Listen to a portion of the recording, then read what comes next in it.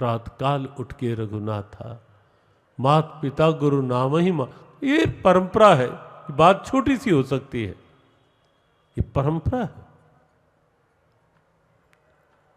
अनुज सखासन भोजन करें, मात पिता आज्ञा अनुसरहें। आप यहां से अगर राम के जीवन को देखेंगे और आप पाएंगे एक एक पग पर हर छोटी सी छोटी बात प्रभु ने सिखाई कि परंपरा क्या होती है, नैतिकता क्या होती है, मूल्य क्या होते हैं, आदर्श क्या होते हैं। और इसीलिए रामो विग्रहवान धर्मा, धर्म के साक्षात विग्रह।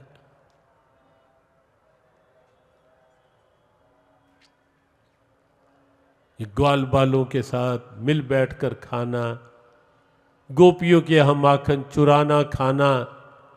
अगर इसके तात्विक रहस्यों पर हम बात करने लगे, और जो बातें कही गई थी कि श्री कृष्ण की हर लीला अपने आप में गीता की प्रेरणा है, और इस धर्म धरा पर आज से 5160 वर्ष पूर्व हुआ गीता उपदेश, ये भी उस लीला पुरुषोत्तम भगवान कृष्ण की एक लोकोपकारी मंगलकारी एक लीला है। हर लीला एक गीता है, हर लीला।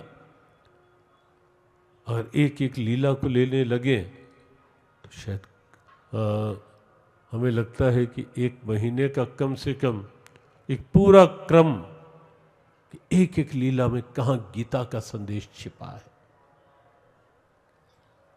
लेकिन ये माखन चुराना, माखन खाना, ये अद्भुत सद्भावना की लीला है।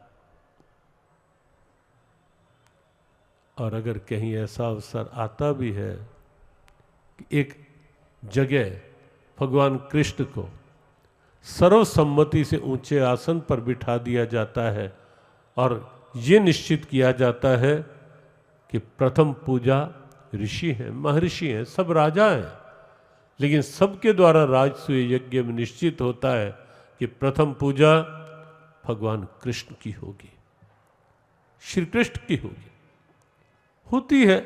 ऊंचे आसन पर बिठाया जाता है,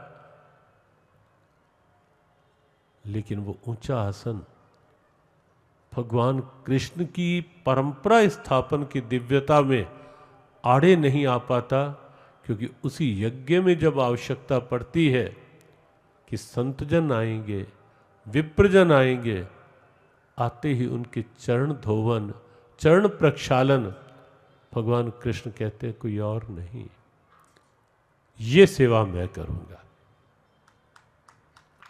और यही नहीं, जब बात आती है कि जब प्रसादी हो जाएगी तो जूठी पत्र, अब देखें कितनी बड़ी प्रेरणा लेने की बात है।